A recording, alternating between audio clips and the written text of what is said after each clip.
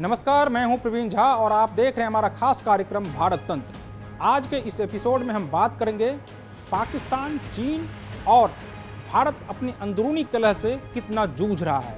और इसी मुद्दे पर ज़्यादा बातचीत करने के लिए इस वक्त हमारे साथ जुड़ रहे हैं बेहद खास मेहमान, जियोपॉलिटिकल एक्सपर्ट हैं, चिंतक हैं, विचारक हैं और राष्ट्रीय सुरक्षा विशेषज्ञ हैं जितेंद्र ओझा जी। जितेंद्र जी, आपका बहुत बहुत स्वागत है पंजाब केसरी टीवी पर। धन्यवाद प्रवीण जी। सर, पहला सवाल भी यही है कि भारत जो है वो पाकिस्तान, चीन या भारत अपने अंदरूनी कलह से किससे सबसे ज्यादा जूझ रहा है? मैं कहूँगा कि ये तीनों एक दूसरे से लिंक्ड हैं, लेकिन अगर हम भीतर के मुद्दों को अच्छे से संभाल लेते हैं तो शायद हम बाहर के तमाम मुद्दों को अच्छे से हैंडल कर पाते हैं। तो मेरे ख्याल से अगर तीनों में प्रायोरिटी देखेंगे तो प्रायोरिटी तो भीतर के मुद्दों की होनी चाहिए, लेकिन जो नेचर ऑफ कॉन्फ्लिक्ट है, जो बाहर के जो खतरे हैं, वो खतरे भी काफ़ी गंभीर हैं और ऐसी बात नहीं कि उनको नज़रअंदाज किया जा सकता है। उन दोनों को लेके भी हमेशा सजग रहने की ज़रूरत है। नहीं तो आप क्या मानते हैं कि भारत के आंतरिक कलह के लिए कौन जिम्मेदार है? क्या राजनीतिक दल मूल रूप से जिम्मेदार हैं, या जो ये इस्लामिक आतंकवाद है, या भारत के इस्लामिक आतंकवाद के प्रत्युत्तर में जिस तरह से हिंदू नस्लवाद पनप रहा है, छिटपुट घटनाएं उसकी भी देखने को मिल रही है, तो आप इन सब में किसको ज़्यादा मतलब मानते हैं कि ये मूल कारण है इसकी वजह की? देखिए, दिक्कतें तो हमेशा होती रहेंगी प्रवीण जी, लेकिन लीडरशिप का मतलब या समाज की शक्ति इस बात पे निर्भर करती है कि इन दिक्कतों को हम कैसे हैंडल करते हैं।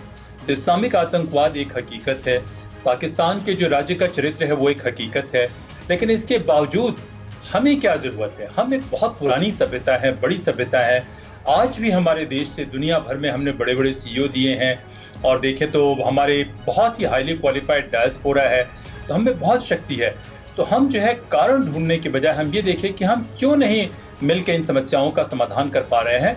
और उसमें मैं सोचता हूं कि लोगों को दोष देने के बजाय एक ऐसा कल्चर बन गया है, एक ऐसी सोच बन गई है, जहां आज भी जो हम देश के जो स्टेक होल्डर हैं वो शायद एक दूसरे से मिल के आके कुछ बात आगे नहीं बढ़ा पा रहे हैं। ऐसी बात नहीं है कि सारी चीज़ें खराब हो रही है। देखिए कि जितनी पुरानी सभ्यता हम हैं और जितनी बड़ी चुनौतियां हैं, तो उन चुनौतियों को देखते हुए, उतनी तमाम चीज़ों को देखते हुए बहुत अच्छी बातें हो रही हैं। लेकिन जो हमारी चुनौतियां हैं, जो हमारी समस्याएं हैं और जो हमारी क्षमता है, उसके हिसाब से मैं सोचता हूं कि हम बहुत अच्छा कर सकते हैं। हम सब कुछ है हमारे पास, बजाय इसके कि लोग जो है, जो स्टेक होल्डर्स जिनकी मैं बात कर रहा हूं, वो एक दूसरे के साथ आ नहीं पा रहे हैं। जहां तक राजनीति की बात करें, देखिए राजनीति में तो समस्या है कि राजनीति में अच्छे किस्म के लोगों का आना करीब करीब मुश्किल हो चुका है, बहुत मुश्किल हो चुका है। और इसमें बहुत सारे वेस्टेड इंटरेस्ट, जैसे कई दफे हमने कहा, एक जगह नहीं, जो private ownership of political party, जिसका मैं जिक्र कई बार कर चुका हूं कि वो बहुत बड़ी समस्या है। और उस समस्या का जब तक समाधान नहीं होता है, और मैं सोचता हूं कि उसी वजह से हम लोग भारत तंत्र की भी बात करते हैं, तब तक दिक्कत बहुत ज्यादा होगी। लेकिन मैं सोचता हूं कि समस्या कोई भी क्यों ना हो, हमें एक बहुत ही मजबूत कल्चर ऑफ लीडरशिप की जरूरत है। एक लीडर की पूजा करने की जरूरत नहीं है, एक वाइडर कल्चर ऑफ लीडरशिप, हर एक सेक्टर में एफिशिएंसी और इंटेग्रिटी और एम्पैथी ड्रिवन लीडरशिप की जरूरत है, जो हर एक सेक्टर में आए और वो मिलकर काम कर सके, एक नेशनल विजन आइडेंटिफाई करे, उस दिशा में काम कर सके। तो हमारे ख्याल से इस दिशा में काफी कमी रह रही है, और उसी वजह से सब कुछ अच्छा होते हुए मैं समझता हूँ कि जो हमारी क्षमता है, उस क्षमता के अनुसार हम इन समस्याओं को नहीं हैंडल कर पा रहे हैं। नहीं, एक और सवाल है इसी से जुड़ा हुआ कि क्यों भारत के अंदर इस्लामिक आतंकवाद जो है, या उसको पाकिस्तान समर्थित आतंकवाद कहें, वो क्यों ज़्यादा पनप रहा है? इसके पीछे क्या वजह है? आप क्या मानते हैं इसके पीछे? देखिए, एक तो इसका काफ़ी लंबा इतिहास रहा है। कोई भी एक बीमारी अगर शुरू हो जाती है तो जल्दी खत्म नहीं होती। तो इस्लामिक आतंकवाद हम नहीं कहें कि जिन नस्लों ने इस्लाम को अपनाया, तो वो भी अपने पहले बड़ी ही नैरो और एकदम पैरोकियल ट्राइबल आइडेंटिटीज़ के लिए लड़ते रही हैं। अब इस्लाम लेने के बाद वो इस्लाम के लिए उन्होंने लड़ना शुरू किया। तो इसका एक पुरानी परंपरा रही, लेकिन देखा जाए तो 20वीं शताब्दी के शुरुआत से जो है, पश्चिमी साम्राज्यवादी ताकतों ने इस्लामिक आतंकवाद को जम के बढ़ावा दिया। उनको लगा कि यही एक तरीका है। जब वो जा रहे थे भारत से छोड़ के, तब उन्हें लगा कि यहाँ पे इसको बढ़ावा दिया जाए। फिर उन्होंने पूरे वेस्ट एशिया में बढ़ावा देने की कोशिश की, और उन्होंने सोवियत रशिया को उस समय रोकने के लिए पाकिस्तान में बढ़ावा देने की कोशिश की। तो इस्लामिक आतंकवाद को काफी बढ़ावा मिला, लेकिन बाद में इस्लामिक आतंकवाद ने, आप देखें, जिसका पाकिस्तान हम कहते हैं कि एपी सेंटर ऑफ टेरर है, उसने अपना एक अलग ये बना लिया कि उसने अपना एक अलग अपने पैरों पे वो खड़ा हो गया और खुद चलने लगा। और उसकी वजह है कि ऑर्गेनाइज क्राइम जो है जिस तरीके से भारत के इस उपमहाद्वीप से होते हुए पूरे दुनिया में फैल गई है, जिसमें पाकिस्तान का वर्चस्व है और इस्लामिक आतंकवाद के नाम पे, इस्लामिक आइडेंटिटी के नाम पे आप कोई भी काम क्यों न करें, वो काम आपको जायज माना जाता है। तो इस वजह से ये एक भयंकर समस्या है और इसको लड़ने का जो तरीका भारत का है, तो मैं सोचता हूँ कि काफी हद तक तो कुछ एरिया में बहुत अच्छा है, लेकिन जो कॉम्प्रिहेंसिवली इससे जो लड़ने का जो हमारी तरीका है, मेरे समझता है, मैं सोचता हूँ कि वो ठीक नहीं है। ये नहीं कि हमारा ही तरीका ठीक नहीं है, यहाँ तक कि देखिए कि अमेरिका भी 20 साल अफगानिस्तान में रहने के बाद वो ठीक नहीं कर पाया, तो इराक में उसकी वही दुर्दशा हुई। तो ये एक बहुत ही कॉम्प्लेक्स किस्म का आइडेंटिटी ड्रिवन वॉर है और इस हमारे बातचीत करने का मकसद यही है कि हम सरकार को एक नया परिप्रेक्ष्य दे सके, एक नया पर्सपेक्टिव दे सके, कि नया सोचने का एक तरीका दे सके, जो खास करके लोग सरकार में काम कर रहे हैं। तो हमारा मकसद यही है। तो मैं सोचता हूँ कि सब कुछ होते हुए जो पर्सपेक्टिव हम जिस तरीके से जो स्ट्रैटेजी है, उस स्ट्रैटेजी में काफी इंप्रूवमेंट की जरूरत है, कुछ नया करने की जरूरत है, क्योंकि अगर इस वॉर को हम बहुत हैवी कॉस्ट पे जीत भी जाते हैं तो उस जीत का कोई बहुत ज्यादा फायदा नहीं होगा। तो मैं सोचता हूँ कि जो इस्लामिक आतंकवाद की बहुत पुरानी हिस्ट्री है, उसकी जड़ें काफी अंदर गई हुई हैं और इससे लड़ने के लिए भारत को एकदम नई स्ट्रैटेजी की जरूरत होगी। सर, आज तक हम लोग समृद्ध भारत के पतन के लिए एक प्रकार से विदेशी आक्रांताओं पर दोष मढ़ते आ रहे हैं। एक तो यह कितना सही है और इतिहास से हम लोगों को और क्या सबक लेने की जरूरत है? देखिए प्रवीण जी, ये तो सही है कि विदेशी आक्रांता जब आए तो उनको प्रशासन का, गवर्नेंस का कोई अनुभव नहीं था। तो उन लोगों ने इस देश की बहुत सारी जो धरोहर थी उसको तोड़ा, उसका विनाश किया, जलाया। उनमें सभ्यता बिल्कुल नहीं थी। जिस किस्म की जो मानवीय सभ्यता भारत की थी, उसके मुकाबले उनको किन सब चीज़ों की कोई एक्सपोजर ही नहीं थी। लेकिन मैं सोचता हूं कि उनको दोष देने के बजाय हम एक बड़ी सभ्यता थे, हम बहुत संपन्न थे। हमें जाना चाहिए था उन तमाम देशों में, उन तमाम जगह पे, जैसे हमारे लोग साउथ ईस्ट एशिया में गए, उनको जाना चाहिए था इन पूरे मध्य एशिया में भी, दूसरे जगह भी जाके, और वहाँ से अपनी नॉलेज शेयर करनी चाहिए थी। उनको अपना उसको एक तरीके से सिविलाइज करना चाहिए था। उनमें जो हिंसा की प्रवृत्ति थी, उस प्रवृत्ति को हैंडल करना चाहिए था किसी न किसी तरीके से। हमने नहीं किया। क्यों? क्योंकि हमारे जो देखिए कि जो सेक्युलर इतिहासकार भी हैं वो भी मानते हैं कि भारत में काफ़ी बहुत देर तक जो है ये चलता रहा, क्या कहते हैं, गणराज्य चलता रहा, रिपब्लिक चलते रहे, डेमोक्रेटिक रिपब्लिक थे, जो पश्चिम में नहीं था। बड़ी मानवीय सभ्यता रही। हमारे यहाँ खून खराबे का रिवाज नहीं रहा। और कई दफ़े फाहियान तक के समय में कहा गया कि जब वो फाहियान आए तो पूरे सांची तक वो घूमते घूमते चले गए और कहीं किसी ने उनको परेशान नहीं किया।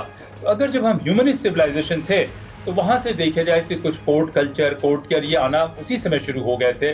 और हमने क्या काम किया कि बहुत सारी बाहर देखने के बजाय भीतर देखना शुरू किया था और हमने अपने आप को कमजोर बना लिया था एक तरीके से स्ट्रेटेजिक रूप में। इसी वजह से मैं कई दफ़े आपने सुना हो तो मैं सिविलाइजेशनल स्ट्रेटेजिक मायोपिया कहता हूँ कि वो एक स्ट्रेटेजिक मायोपिया हो गई थी, क्योंकि वंशवाद आ गया और वंशवाद के आसपास कोर्ट कल्चर आ गया, जहां लोग काबिलियत की वजह से नहीं बल्कि चाटुकारिता की वजह से सत्ता के आसपास पहुंच जाते हैं। तो और ये कोर्ट कल्चर देखिए आज़ाद भारत में भी आया। अभी जो प्राइवेटली ओन्ड पॉलिटिकल पार्टीज हैं उनमें देखिए कि उनमें है ये रिवाज। तो वहां से जो है हमारी एक स्ट्रेटेजिक आउटलुक खराब होती है और ये लोग आते हैं और ये लोगों को कोई एक्सपोजर नहीं रहता।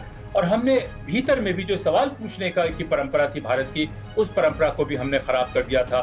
देखिए महमूद गजनवी से पहले जो कुछ अरब के लोग आए थे, जो ट्रेडर्स से दूसरे लोग थे, आके जो वेस्ट कोस्ट में रहे थे, तो उन्होंने कहना शुरू किया कि यहाँ तो लोग सब बात मान लेते हैं।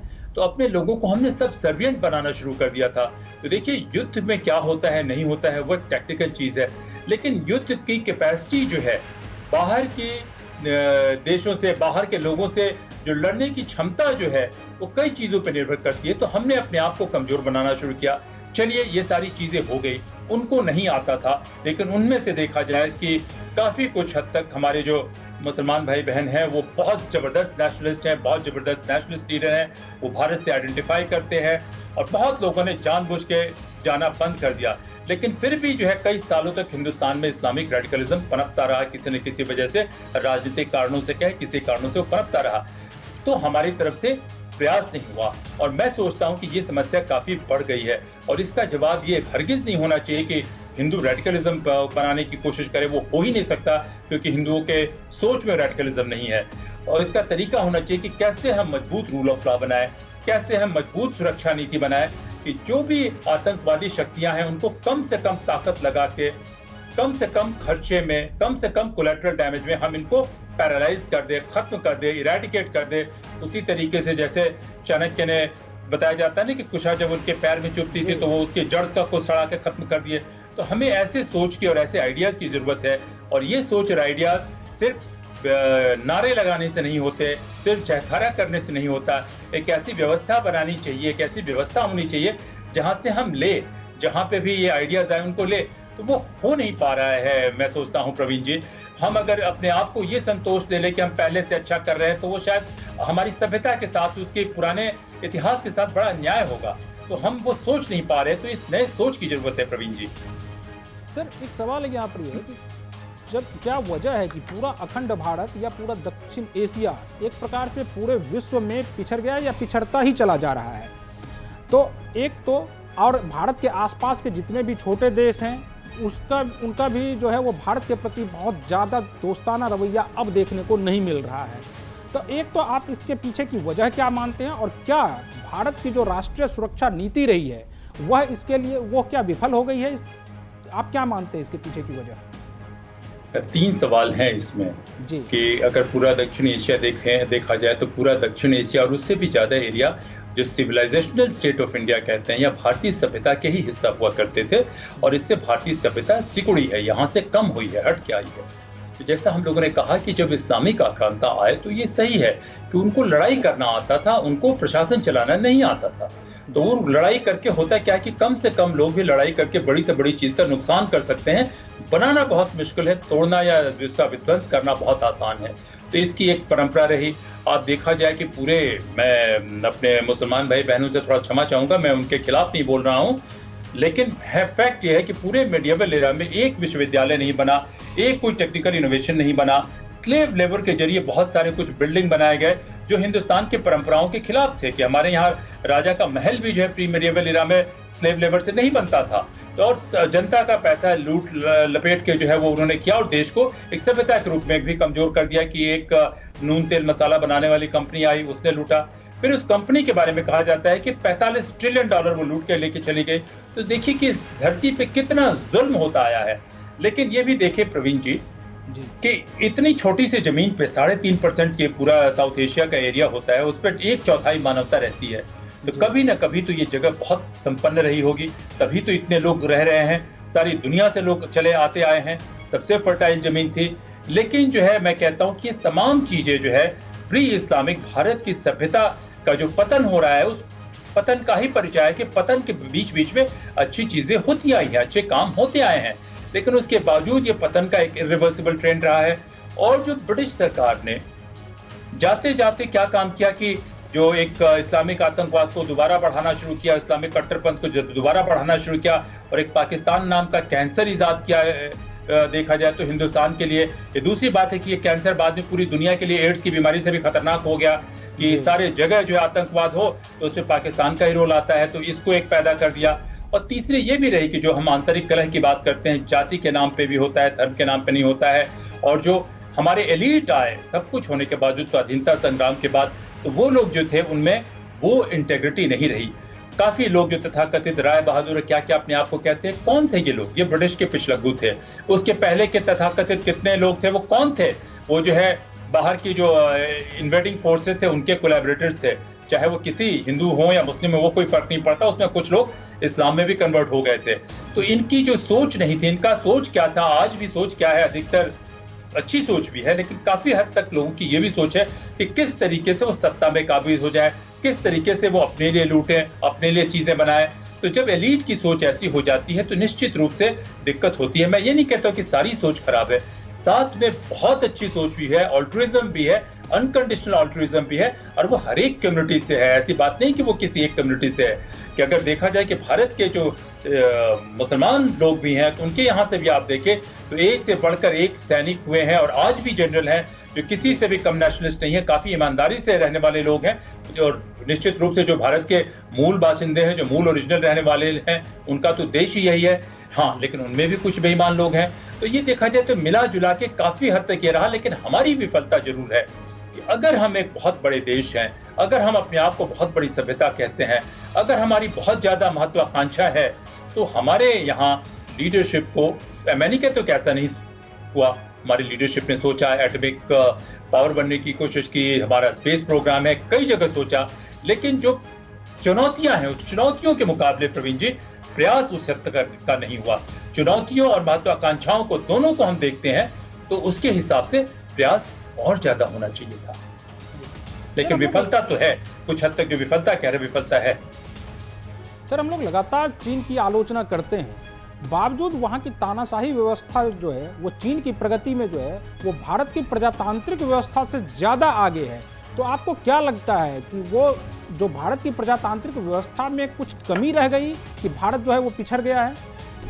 देखिए, चीन की प्रजातांत्रिक जो तानाशाही व्यवस्था है उस व्यवस्था की कुछ विशेषताएं भी हैं, और हमारी जो प्रजातांत्रिक व्यवस्था है उसमें कुछ दिक्कतें भी हैं कि हम न तो ठीक से प्रजातंत्र को के कुछ ढांचे को ले के आ पाए हैं, उसमें कुछ परेशानी भी है। जहाँ तक चीन का सवाल है, देखिए कि चीन में पहली बात ये कि ब्यूरोक्रेसी का जो उनका ट्रेडिशन है वो बहुत पुराना है, कि शुरुआत के दिनों से ही ब्यूरोक्रेसी होती रही। तो वहाँ रूल ऑफ लॉ तो नहीं रहा, लेकिन सरकार की जो ताकत है अपनी फैसलों को इम्प्लीमेंट करवाने की, जो इम्प्लीमेंटेशन कैपेसिटी स्टेट की है वो बहुत मजबूत है। तो एक ये है रहे कि वर्तमान ये में भी क्या काम किया कि चीन ने उन्हीं ब्यूरोक्रेटिक ट्रेडिशन को दोबारा रिवाइव किया और रिफाइन किया और इम्प्रूव किया, और जिसके जरिए उनकी इम्प्लीमेंटेशन की कैपेसिटी बढ़ गई। दूसरा काम जो चीन ने किया कि आप देखें कि उन्होंने अपनी जनता को जो है प्रोडक्टिव मशीन के रूप में इस्तेमाल किया, कि जो जनता के हेल्थ का उन्होंने ध्यान देना शुरू किया, उनको स्किल का ध्यान देना शुरू किया, उनको सारी चीज़ें बताई और फिर उसके बाद उनसे जम के काम लेना शुरू किया, जिस वजह से हर आदमी की जो प्रोडक्टिविटी है चीन में एवरेज वो बहुत अधिक है। और तीसरा जो एक लीडरशिप का कल्चर, कि तानाशाही व्यवस्था होने के बावजूद जहां पर भी मेरिट रहा, जहां पर भी जो मुझे सुनने में आया, जो मुझे पढ़ने में आया, जो मुझे पता चला है कि अगर आप मेरिटोरियस से आप काम करना चाहते हैं, आप में स्किल है, तो आपके लिए सिस्टम में मौका मिलेगा, अपॉर्चुनिटी रहेगी, आपको सिस्टम कोऑप्ट करेगा। बस आपको यही करना है कि चीन के जो बड़े नेता हैं उनके खिलाफ नहीं बोलना है, पॉलिटिकल इसके खिलाफ नहीं बोलना है, पार्टी के खिलाफ नहीं जाना है, और एक लिमिट से अधिक करप्शन भी नहीं करना है। कुछ हद तक करप्शन वो लोग करते हैं। तो वो जो लीडरशिप जो है उसमें आप देखें कि अधिकतर लोग एलीट रहे, उनके पास एक विजन है, और वो भी लड़ाई कर अपने प्राइड के लिए कि पश्चिम को दिखाना चाहते हैं कि उनकी व्यवस्था पश्चिम से अच्छी है। तो इसका मिला जुला असर है। लेकिन चीन के इस डेवलपमेंट के पीछे एक उसे कहते हैं कि सॉफ्ट अंडरबेली या डार्क साइड। डार्क साइड क्या है?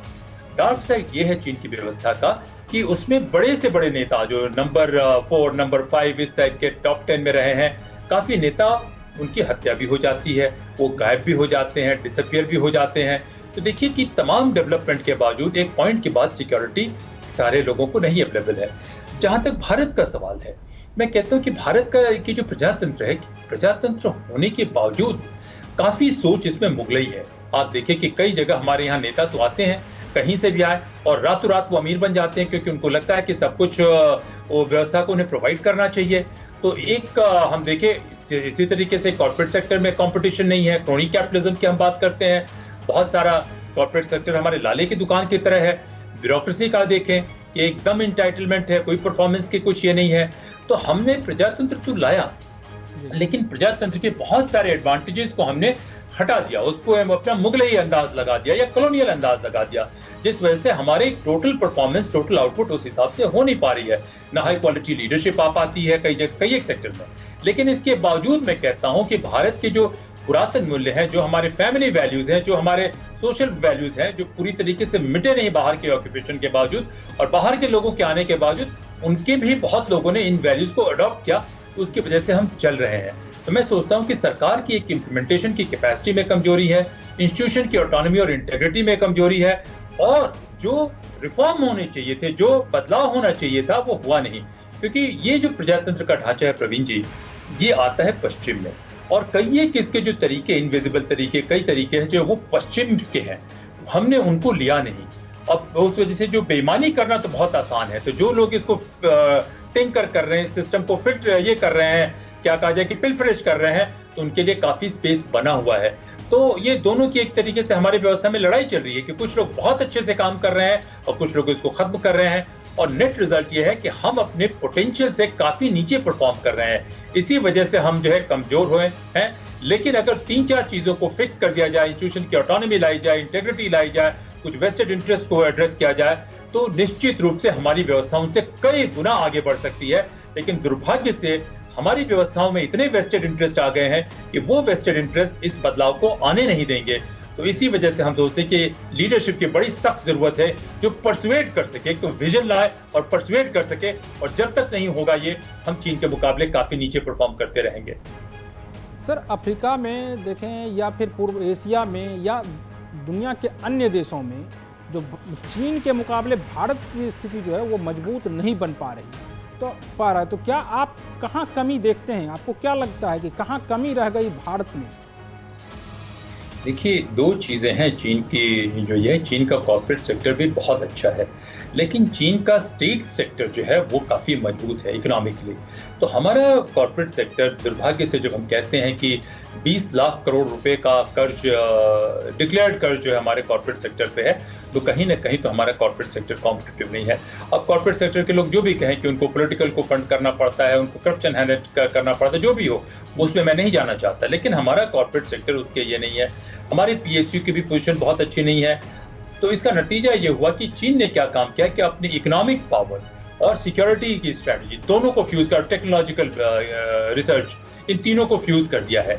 कि वो क्या काम कर रहा है कि पहले तो अमेरिका से टेक्नोलॉजी और कैपिटल इन्वेस्ट होता है, चीन में सामान बनना शुरू करता है। चीन जो है उसने क्या काम किया कि अफ्रीका में, वेस्ट एशिया में, कई जगह, यहाँ तक कि यूरोप तक में मार्केट उसने कैप्चर कर लिया। और यहाँ से क्या कर रहा है कि रॉ मटेरियल भी निकालना शुरू करता है वो अफ्रीका से, उसको वो फंड करता है टेक्नोलॉजिकल इनोवेशन में कई दूसरी जगह लेके। तो एक ऐसा इक्विलिब्रियम बना लिया है कि इस इक्विलिब्रियम का लड़ाई करना, उस इक्विलिब्रियम को फेस करना भारत के लिए बहुत मुश्किल है। चीन में आज भी पीएसयू बहुत अधिक है, तो इसका वजह जानते हैं क्या है? 112 कंपनियां, 110 कंपनियां या 109 कंपनियां चीन की जो फॉर्च्यून 500 में आती हैं, उसमें से मेरे ख्याल से 3 कंपनी को छोड़ के बाकी सारी स्टेट पीएसयू हैं। तो इसका एडवांटेज क्या है कि वो जो R&D है, टेक्नोलॉजिकल इनोवेशन में जो उनकी इन्वेस्टमेंट है वो बहुत ही हाई क्वालिटी की है, बहुत ज्यादा ये है। क्योंकि प्राइवेट सेक्टर वाले तो तुरंत इन्वेस्ट करके तुरंत रिटर्न चाहेंगे, क्योंकि हो नहीं पाएगा। उनका जो है वो लॉन्ग टर्म फंडामेंटल रिसर्च पे जा रहे हैं, तो टेक्नोलॉजिकल इनोवेशन में उनको एडवांटेज मिल रहा है। तो ये देखिए कि ये बड़ा कॉम्प्लेक्स है, ये है कि उनके लोग जो है स्ट्रेटजी भी बना रहे हैं, और जो उनका प्राइवेट सेक्टर और स्टेट सेक्टर दोनों उसमें लगा हुआ है। और तीसरा, जो हाई क्वालिटी मैन पावर जो हम एक्सपोर्ट कर दे रहे हैं, अच्छी इंस्टीट्यूशन भी नहीं बना रहे हैं R&D की या कुछ को छोड़ के, तो उसका भी डिसएडवांटेज है। तो चीन ने इन तमाम चीजों को फ्यूज कर दिया है, और ये एक बहुत ही ब्रिलियंट तरीका है, नायाब तरीका है उनका, और जो भारत में नहीं हो पा रहा है। तो मैं सोचता हूँ कि हम लोगों को बहुत गहराई से सोचने की जरूरत है। उनको कॉपी करने के बजाय हमें कोशिश यही करनी चाहिए कि कैसे हम उनको बाईपास करके उनसे भी आगे निकल जाए। लेकिन मुझे इस दिशा में बहुत ज्यादा पहल दिखाई नहीं पड़ रही है, प्रवीण जी। सर, भारत चीन की बातचीत को भी लगभग, जो सीमा विवाद चल रहा था, उस बातचीत को भी लगभग अब 1 साल हो गया है। इसके बावजूद जो है वो सीमा विवाद खत्म होता नहीं दिख रहा है। तो आपको क्या लगता है कि ये भारत चीन का सीमा विवाद कभी सुलझ पाएगा क्या? मेरे ख्याल से 1 साल पहले भी हम लोगों की इस पे बात हुई थी, मई के महीने में पिछले साल, और मैंने कहा कि ये सुलझना बहुत आसान नहीं होगा। अभी तक के जितने दिक्कतें हैं उनमें सबसे गंभीर ये दिक्कत है। तो देखिए, ये जो सीमा विवाद, तो भारत और चीन का पूरा सीमा विवाद तो सुलझना असंभव लग रहा है अगले 150 सालों तक। जब तक भारत मजबूत नहीं होता, ये सिर्फ बातचीत से तो नहीं सुलझेगा। जब तक भारत की शक्ति मजबूत नहीं होती और चीन के ऊपर जबरदस्त दबाव नहीं पड़ता, तब तक ये सुलझेगा नहीं। लेकिन हम लोग कूटनीति में या डिप्लोमेसी में कहते हैं कि बातचीत होना भी एक प्रोग्रेस है। वो एक समय है कि आप बातचीत करते रहिए, साथ में तैयारी करते रहिए अगले आक्रमण की, अगले स्ट्रेटजी की, या अगले, और आक्रमण मिलिट्री ही नहीं होना चाहिए, दूसरा भी होना चाहिए। तो देखिए, पिछले 30-40 सालों के इतिहास में हम लोग थोड़ा पिछड़ गए हैं, मैं बस खत्म करना चाहता हूं। और वो पिछड़ने का जो नतीजा संग संग नहीं आता, क्योंकि हम लोग भीतर के कलह की जो बात कर रहे हैं, जैसे मैंने कहा कि भीतर का कलह हटाना और भीतर के इंस्टीट्यूशन में कॉन्फ्लिक्ट दूर करना बहुत जरूरी है, वो हमने ध्यान नहीं दिया। और उस वजह से हमारी गवर्नेंस स्ट्रेटजी थोड़ी कमजोर पड़ी है, जिसकी वजह से चाइना जो है आर्थिक रूप से 5 गुना मजबूत हो गया है, टेक्नोलॉजिकल इनोवेशन में हमसे काफी आगे चला गया है, और हमारे यहाँ वो सोच आ ही नहीं पाई पब्लिक स्पेस में। तो जिस वजह से जिसका फायदा चीन उठा रहा है। तो देखिए, जब तक चीन पे पूरी तरीके से दबाव नहीं पड़ता वो होगा नहीं।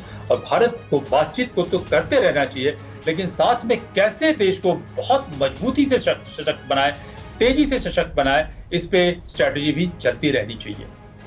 सर, बातचीत को तो अब देखें तो लगभग 11 दौर की बातचीत हुई, चाहे वो कूटनीतिक स्तर की हो, चाहे वो सैन्य अधिकारियों के स्तर की हो, ये लगभग 11 दौर की बातचीत हुई। लेकिन आपको लगता है कि इस बातचीत से कुछ उस हल निकल पाया है अभी तक? देखिए, बातचीत का ये रहा कि हम लोग फुल फ्लेजेड वॉर पे नहीं गए, और फुल फ्लेजेड वॉर अवॉइड करना चाहिए जहां तक हो सके।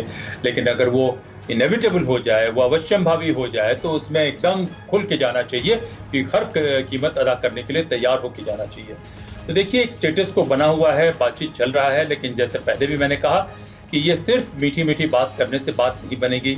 चीन का जो रवैया है, जब हमेशा से एक सभ्यता के रूप में, इस पार्टी के रूप में, जब चीन को लगेगा कि उनके ऊपर बहुत भयंकर खतरा आएगा, तभी चीन मानेगा।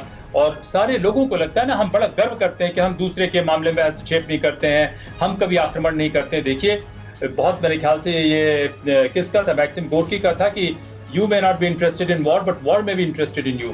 आप नहीं करना चाहते हैं तो इस वजह से दूसरे आप पे आक्रमण कर सकते हैं। तो देखिए, जो हिंदू सोच है पिछले काफी सालों की, उस सोच में बहुत ही क्रांतिकारी परिवर्तन की जरूरत है कि जो हम पे खतरा पैदा करे, उसके खतरा पैदा होने से पहले ही हम उसकी क्षमता को ध्वस्त कर देंगे। जब तक भारत में ये सोच नहीं आती है, तो एक सभ्यता के रूप में हम सिकुड़ते ही जाएंगे और ये ऐसी समस्याएं आती ही जाएंगी। प्रवीण जी। सर, अब पाकिस्तान मुद्दे पर हम लोग कुछ बातचीत को आगे बढ़ा लेते हैं कि एक तो पाकिस्तान जिस तरह से कश्मीर के मुद्दे को लेकर बेचैन है, और इमरान खान लगातार बोल रहे हैं कि अगर कोई रोड मैप है तो भारत से बातचीत करने के लिए पाकिस्तान तैयार है। एक तो इमरान खान किस रोड मैप की बात कर रहे हैं, और दूसरा कि आप को क्या लगता है कि भारत इस मुद्दे पर कभी पीछे हटेगा या बातचीत के सिलसिले को आगे बढ़ाएगा? देखिए, भारत की सरकार क्या करेगी नहीं करेगी वो मुझे बिल्कुल नहीं मालूम है, लेकिन इमरान खान को एक स्टेट्समैन के रूप में भी मैं नहीं सोचता कि दुनिया में कोई भी उनको सीरियसली लेता है। ये तो पिट्ठू है, पाकिस्तानी फौज के बनाए हुए पिट्ठू है। और एक ही रोड मैप पे बात होनी चाहिए। वो रोड मैप ये होगा कि पाकिस्तान से आतंकवाद, कट्टरवाद, इसका सफाया कैसे हो, और कोई रोड मैप नहीं होनी चाहिए। ये अपने आप को देखा जाए कि जब हमारे यहाँ लॉकडाउन में महाभारत चल रहा था, तो ये अपने आप को उरूक सिविलाइजेशन का हिस्सा बनाते थे कि वो मेसोपोटामियन है, तुर्किक है, ये है। तो हम लोग को कहना चाहिए कि भाई, जो तुर्किक हो, मेसोपोटामियन हो, तो यहाँ क्या कर रहे हो? ये जमीन तो भारत की है, छोड़ो इसको और जाओ तुम उरूक में और यहाँ पे। तो ये जो बेशर्मी और बेहयाई का जो पाकिस्तान का है, जिसको काफी सालों तक अमेरिका ने और ब्रिटेन ने प्रमोट किया, अब उनको पता चला कि अपनी गलती का एहसास हुआ कि भाई नहीं करना चाहिए था, तो अब चीन ने उनको प्रमोट करना शुरू किया। तो देखिए, एक तो इनको सीरियसली लिया नहीं जाना चाहिए। दूसरा, हमारा लक्ष्य होना चाहिए कि पूरा दक्षिण एशिया जो है वो एक भारत का हिस्सा हुआ करता था। चलिए, इस्लाम लोग मानते रहे, लेकिन ऐसे में ये जो इस किस्म की आर्टिफिशियल क्रिएशन है कि मिलिट्री बैक पपेट, और मिलिट्री जो है कभी चीन से डील करती है, कभी अमेरिका से डील करती है और ऑर्गेनाइज क्राइम चला रही है, तो देखिए, ये तो यहाँ से खत्म होना चाहिए। ये तो यहाँ से इनको ध्वस्त होना चाहिए। ये तो किसी तरीके से पूरी दुनिया के हक में है, यहाँ तक कि चीन के भी हक में है कि ये व्यवस्था नहीं चले। तो मेरे ख्याल से भारत क्या करेगा मुझे नहीं मालूम है, लेकिन एक भारतीय के रूप में आप मुझसे पूछेंगे तो मैं सोचता हूँ कि बिल्कुल ऐसे इमरान खान के बेहुदा बकवासों को एकदम डिसमिस कर देना चाहिए और बिल्कुल तवज्जो नहीं देना चाहिए, और कहना चाहिए कि देखो इमरान खान, जिस बात की जरूरत है कि वहां पे एक नेचुरल सिविलियन सरकार आए। उनका इलेक्शन ही डाउटफुल है। उनके ओपोनेंट ने कहा था कि ये स्टोलन रिजल्ट है, ये आर्मी से पूछे बगैर कुछ खास भी नहीं सकते हैं, कुछ कर भी नहीं सकते हैं, इनको कौन सीरियसली लेगा? तो और ये तो अपना देखें, अपने बारे में बात करें और एक ही चीज बात करें कि पीओके के साथ साथ दूसरे और एरिया कैसे हमें वो दे देंगे, इसी पे बात होना चाहिए। और इनको कोई हक नहीं होना चाहिए कि भारत के किसी अंदरूनी इसमें वो बात करें। कोई हिंदुस्तान का आदमी उनकी तरफ देखना तक नहीं चाहता, यहाँ तक कि हमारे कोई मुसलमान भी उनकी तरफ देखना नहीं चाहते हैं। ये तो हमारे गवर्नेंस व्यवस्थाओं की कमी है कि इनको इतना बोलने का मौका मिल जाता है, तो इसे तो एकदम डिसमिस कर देना चाहिए। जी सर, आपको नहीं लगता है कि इमरान खान एक ख्याली पुलाव पका रहा है? कि जिस तरह से आप देखिए कि इमरान खान का हाल ही में बयान आया कि भारत सरकार अगर कश्मीर के मुद्दे पर, जिस तरह से बार बार कश्मीर के मुद्दे को ही उछाल रहा है, तो कश्मीर के मुद्दे पर कह रहा इमरान खान का कहना है कि 5 अगस्त 2019 की स्थिति को अगर भारत सरकार बहाल करती है तो पाकिस्तान बातचीत को तैयार है। क्या आपको लगता है कि भारत ऐसी कोई भी स्थिति आने देगी आगे आने वाले दिनों में? देखिए, ये तो कोई मुद्दा ही नहीं है। दरअसल है क्या कि ये हमेशा से एक कमाल, मोहम्मद मियाँ जिन्ना गुजराती बनिया हुआ करते थे और उसके बाद जो है वो कुछ भी लेना देना नहीं था, उनको पकड़ के ब्रिटिश ने एक आर्टिफिशियली क्रिएट किया। और ये हमारी गलती है, भारत की गलती है कि उस स्टेट को हमने रहने दिया। तो देखिए कि उसको ध्यान नहीं दिया उसके ऊपर, और उसके बाद उसे ये लोग पश्चिम की ताकतें उसे प्रमोट करते रहे अपने स्ट्रेटेजिक इंटरेस्ट के लिए। अब देखिए कि वहाँ के एक बहुत मशहूर पत्रकार को आर्मी के बेहुदेपन पे या आर्मी के अत्याचार के खिलाफ उन्होंने कोई का शब्द किया तो उनको भगा दिया गया, उनको हटा दिया गया। आर्मी ही वहाँ के लोगों की सबसे बड़ी दुश्मन है। ये वहाँ के आर्मी के लोग क्या काम किए हैं कि उन्होंने एक टेरिटरी बना के रखी है जिस पे कब्जा है, और लोगों को बरगलाने के लिए, बेवकूफ बनाने के लिए पाकिस्तान के लोगों को वो कश्मीर का, भारत का और हिंदुओं के खिलाफ जहर उगलते जा रहे हैं। तो मैं सोचता हूं कि इमरान खान के ख्याली पुलाव को भी ध्वस्त करने की जरूरत है, उनके मोराल को इस तरीके से ध्वस्त करने की जरूरत है कि वो लोग सपने में भी ऐसे ख्याल सोचना बंद करें और वहां से भागने की का बंदोबस्त करें। तो भारत को तो ये सोचना चाहिए बजाय कि इसको जरा भी सीरियसली लेने के। तो मैं नहीं सोचता हूं कि ये ख्याली पुलाव उनका, जहां तक मेरी अपनी अंडरस्टैंडिंग है कि भारत उसको जरा भी, या कोई भी भारत के दुनिया में कोई भी उसको सीरियसली नहीं लेता है, पाकिस्तान के लोग भी उसको सीरियसली नहीं लेते होंगे। जी सर, अब एक और मुद्दा अब नया उछल गया है कि अब इमरान खान को एक और बात सता रहा है, और वो ये है कि अफगानिस्तान से जिस तरह से 11 सितंबर के बाद, आप 11 सितंबर तक, यानी कि अमेरिका जो अपने सारे सैनिकों को वापस बुला लेगा, तो उसके बाद इमरान खान का ये कहना है कि इसको जो है वो तालिबान लोग जो है अपनी जीत के रूप में डिक्लेयर करेगा, और हो सकता है कि वहाँ पर अफगानिस्तान में एक प्रकार से गृह युद्ध भी छिड़ जाए, और इसका सबसे ज़्यादा खामियाजा जो है वो पाकिस्तान को भुगतना पड़ेगा। तो क्या इमरान खान को यह पता नहीं था कि अगर अमेरिकी सैनिक वहाँ से वापस जाते हैं तो वहाँ पर बहुत ज़्यादा गृह युद्ध की स्थिति बन सकती है, जिस प्रकार से तालिबान एक बार फिर से अपना जो है वो पुराने रवैये पर फिर से आ सकता है? तो आपको क्या लगता है कि इमरान खान को यह डर क्यों लग रहा है? देखिए, तालिबान जो है वो पाकिस्तान का ही प्रॉक्सी है, वो आईएसआई का प्रॉक्सी माना जाता है। सारी दुनिया जानती है कि वो आईएसआई का प्रॉक्सी है। तो पता नहीं उनको आईएसआई से डर लग रहा है कि अफगानिस्तान से डर लग रहा है, ये तो पता नहीं। इमरान खान चाह रहा था सर कि तालिबान और आईएसआई जब एक ही है तो फिर इमरान खान को ये डर क्यों सता रहा है? अब उनको शायद ये डर लग रहा है कि उसके जरिए आईएसआई उनका काम न तमाम करवा दे, ये भी हो सकता है। तो इस वजह से वो तो वही बता सकते हैं कि उनको डर लग रहा है, लेकिन वो क्या पूरे पाकिस्तानी जो है अमेरिका के जाने को पाकिस्तान की और आईएसआई की विक्ट्री बना रहे थे। जैसे एक मजाक रात का जो हम लोगों ने जिक्र किया था, कई जगह जिक्र आया था, हम लोगों ने भी जिक्र किया था कि कैसे हमीद गुल ने कहा था कि इतिहास लिखा जाएगा तो उसमें लिखा जाएगा कि कैसे आईएसआई ने सोवियत संघ को शिकस्त दी और उसके बाद आईएसआई ने कैसे अमेरिका को शिकस्त दी। तो ये लोग खुद विक्ट्री डिक्लेयर कर रहे थे। तो देखिए, अफगानिस्तान से अमेरिका के जाने के बाद स्थिति वहाँ खराब होनी ही होनी है, कोई उसे रोक नहीं सकता है। लेकिन उससे पाकिस्तान पे भी उसका असर पड़ सकता है कि पाकिस्तान में भी जो लोग तालिबान सेंट्रिक हैं वो हो सकता है उनका वर्चस्व बढ़ जाए, जो थोड़ा बहुत उसमें उनके ऊपर कंट्रोल था वो कंट्रोल खत्म हो जाए, और जो छोटे मोटे इनके जो पिट्ठू लोग भी जो आते हैं, राजनीतिक पिट्ठू लोग भी आते हैं, हो सकता है उनके ऊपर भी कोई परेशानी हो। तो यही वजह हो सकती है, और कोई वजह होगी नहीं। लेकिन अमेरिका के जाने से अफगानिस्तान में स्थिति तो खराब होने की बहुत ज़्यादा संभावना है। प्रवीण जी सर, हम लोग आज 3 ही मुद्दे पर बातचीत करने वाले थे, लेकिन 1-2 मुद्दा और इसमें अगर हम लोग जोड़ लें तो ज़्यादा अच्छा हो जाएगा। जरूर। एक तो जिस तरह से शिया वक्फ बोर्ड के पूर्व अध्यक्ष जो हैं वसीम रिजवी जी, उन्होंने प्रधानमंत्री को पत्र लिखा है और मदरसे में जो उनके द्वारा लिखित कुरान मजीद है उनको पढ़ाने की इजाज़त मांगी है। और उन्होंने कहा है, वसीम रिजवी ने कहा है कि कुरान मजीद के जो 26 आयत हैं उसको हटाकर एक नए कुरान मजीद को लिखा गया है, और जो ये लिखा गया है इसी को अब मदरसे में पढ़ाने की ज़रूरत है। तो आप इसको कैसे देखते हैं, वसीम रिजवी के इस बयान को? ये बहुत ही ज़बरदस्त मूव है। मैं सोचता हूँ कि वसीम रिजवी को अगर मेरा बस चले तो मैं उनको कोई बहुत बड़ा सरकार से सिफारिश करूँ कि उनको पद्म विभूषण दिया जाए, क्योंकि देखिए आतंकवाद की जो लड़ाई है उसमें इसका बहुत हाथ है। दूसरा, जो कुरान मजीद की जो बात करें, किसी ज़माने में 800 कुरान लिख दिए गए थे, जो ज़ैद करके क्या कहते हैं खातिब हुआ करते थे पैगम्बर मोहम्मद के, तो वो लिखते थे। तो उनके लिखने के बाद ये शक किया जाता था कि वहाँ के जो लोकल लोग थे, लोकल चीफ्टेन, लोकल लॉर्ड्स थे, वो वहाँ आपस में एक दूसरे से झगड़ा करते रहते थे और उनमें काफ़ी नस्लवाद रहा। तो उन लोगों ने बहुत सी बातें ऐसी लिख दी जिस बातों में कि जो गैर मुसलमान की हत्या भी कर दो, उसका मर्डर भी कर दो, उसको खत्म भी कर दो, उसका सामान भी लूट लो, औरतों के ऊपर जुल्म करो, ये तमाम चीज़ें बहुत हद तक उम्मीद किया जाता है कि वो पैगंबर मोहम्मद जी ने शुरुआत में नहीं लिखी होगी। और दूसरी बात तो ये जो 800 से फिर इसके बाद ये 100 पे आता है, फिर 33 पे आता है, फिर जो खलीफा उथमन होते हैं उनके टाइम में ये 8 पे आता है, फिर 8 से 1 लाया गया। तो बहुत हद तक ये संभावना है कि जो ओरिजिनल आयतें हैं उन आयतों में काफ़ी हेर फेर कर दिया गया, काफ़ी चीज़ें जोड़ दी गई। और ये हमेशा से होता है, सारी जगह दुनिया में होता है कि जो ओरिजिनल कुछ और लिखी जाती है, कुछ और हो जाता है।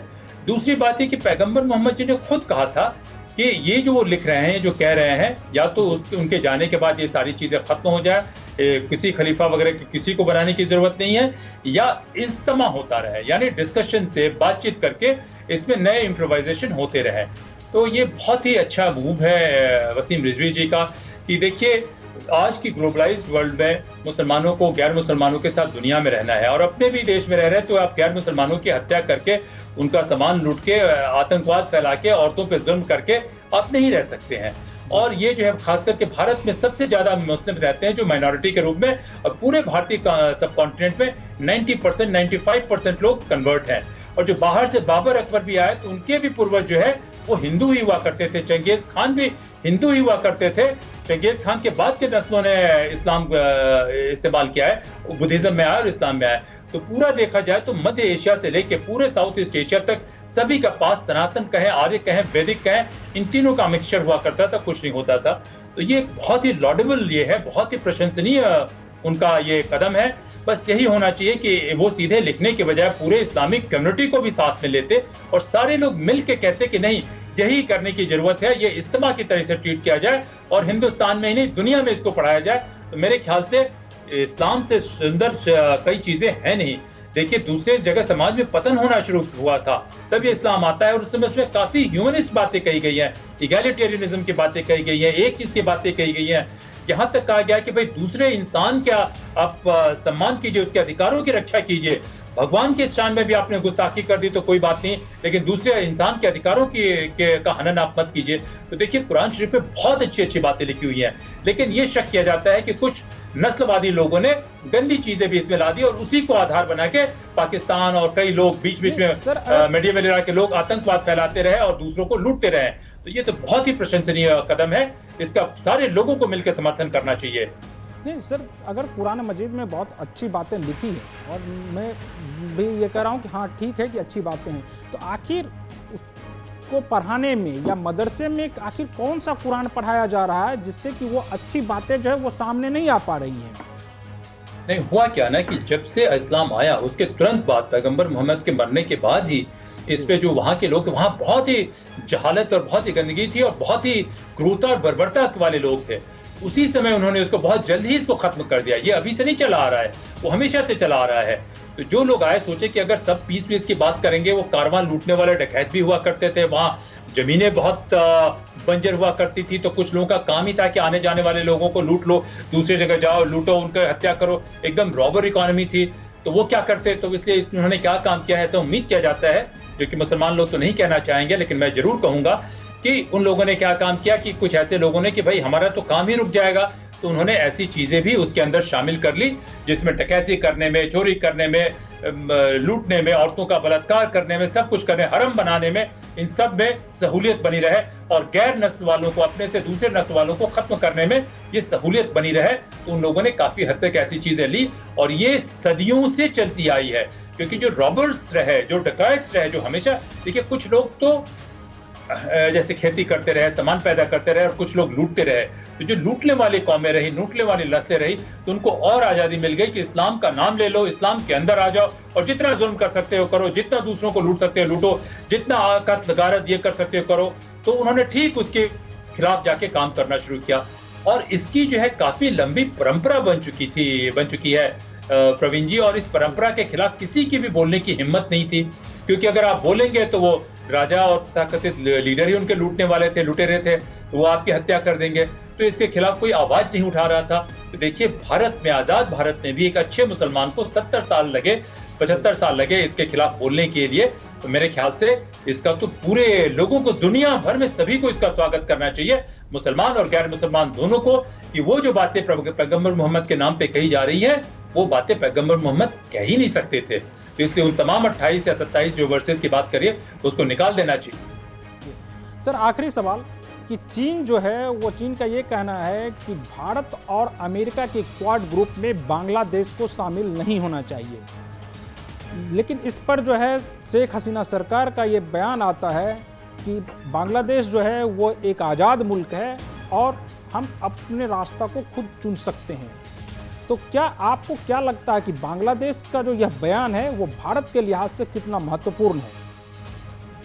देखिए, मैं तो हमेशा से शेख हसीना जी का बहुत बड़ा प्रशंसक रहा हूँ। 2019 में भी मैंने एक इंटरव्यू में कहा था कि कभी भी भारत को, बांग्लादेश को कभी पाकिस्तान और इनके कैटेगरी में नहीं लाना चाहिए, और वो इस रीजन की या दुनिया के सबसे बहादुर स्टेट्समैन में से वो एक हैं। उन्होंने क्या काम किया कि जितने इस्लामिक कट्टरवादी थे सबको उन्होंने फांसी के फंदे पे चढ़ा दिया है।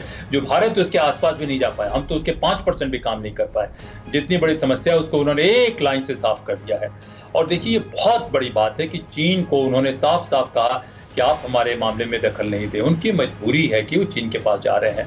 तो मैं जो है इसका बहुत ही सम्मान करता हूँ। ऐसे इनका एक ऑर्डिनरी इंडियन के हिसाब से भी उनका बहुत ही ऐसे स्टेट्समैन का सम्मान होना चाहिए, स्टेट्सवुमन का सम्मान होना चाहिए, मैं सोचता हूँ। दूसरी बात ये है कि ये इस बात को भी दर्शाता है कि अगर भारत मजबूत रहे, मिलिट्री ही नहीं, हर तरीके से भारत मजबूत रहे, ये हमारे अपने लोग हैं, चाहे बांग्लादेश हो, चाहे श्रीलंका हो, चाहे इवन पाकिस्तान हो, चाहे नेपाल हो, ये सब कल्चरली या सिविलाइजेशनली यहाँ दो ही सिविलाइजेशन रही, चीन और भारत। तो चीन तो बहुत छोटी सिविलाइजेशन रही, यहाँ तक कि तिब्बत का भी हमसे पुराना संबंध है। तो अगर हम मजबूत रहते हैं तो चीन की कभी भी हिम्मत नहीं होगी कि वो लोग यहाँ आए। कुछ हमारे इस क्षेत्र में कुछ गैर ईमानदार, बेईमान किस्म के स्टेट्समैन चीन के साथ जाएं, वरना चीन की जो आंतरिक नीति है, चीन जैसे अपने लोगों का दमन करता है, वो दूसरों का क्या ध्यान रखेगा। उसने दूसरों को हमेशा जुल्म ही करना है, दूसरों पे, दूसरों के सामान को लूटना ही लूटना है। चीन की जो आंतरिक व्यवस्था है, तो वहां से कुछ फायदा नहीं होना है। ये बहुत ही अच्छा बयान है और मैं सोचता हूँ कि ये हमें एक और चीज प्रेरित करता है कि भारत को मजबूत होना है। भारत अगर मजबूत होता है तो हमारा प्रभाव जो है तिब्बत से लेके कई जगह तक बहुत जोरों से बढ़ने वाला है। तो मैं यही कहता हूँ कि बहुत तारीफ करूंगा मैं शेख हसीना जी की, प्रवीण जी। सर, आपका बहुत बहुत शुक्रिया हमसे बात करने के लिए। तो आज के भारत तंत्र में इतना ही। अगले एपिसोड में हम फिर हाजिर होंगे किसी और मुद्दे के साथ। तब तक के लिए आप मुझे दीजिए अनुमति। नमस्कार।